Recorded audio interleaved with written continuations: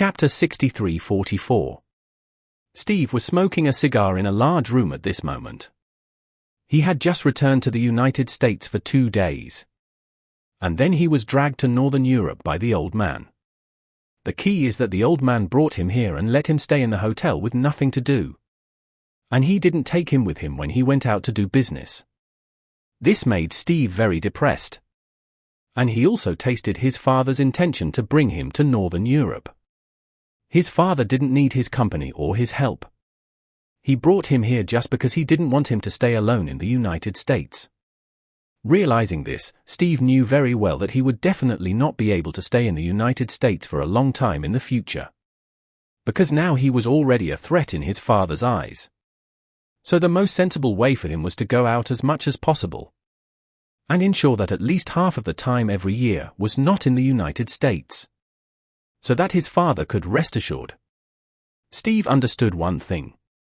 Since he was the crown prince and it was impossible for him to usurp the throne, the best choice was to follow his father's wishes. And even took the initiative to do things that he wanted him to do but was too embarrassed to ask for.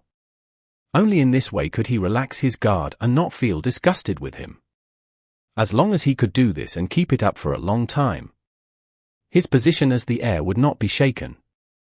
Sooner or later, his father would have to hand over the post. As long as he continued to satisfy him, he would be able to take the position smoothly when he was physically unable to continue to serve as the head of the family. After thinking about this, Steve was a little depressed. But he changed his mind and thought that he could just tell his father that he planned to go out to gain experience. On the one hand, he would reassure his father. And on the other hand, he could go to China to find Charlie to get close to him. Next, it depends on whether his father can agree to let him go to China after he asks his father to go out to gain experience. Just then, Steve heard the doorbell. He came to the door in his bathrobe. Took a look through the indoor surveillance camera. And found that it was his father standing outside the door. He quickly opened the door and said respectfully, "Father, when did you come back?" Simon said, "I came to see you as soon as I got back."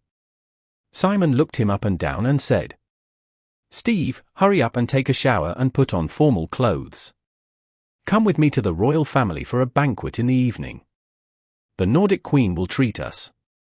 Steve was not surprised to hear that the Nordic Queen was going to invite the father and son to dinner.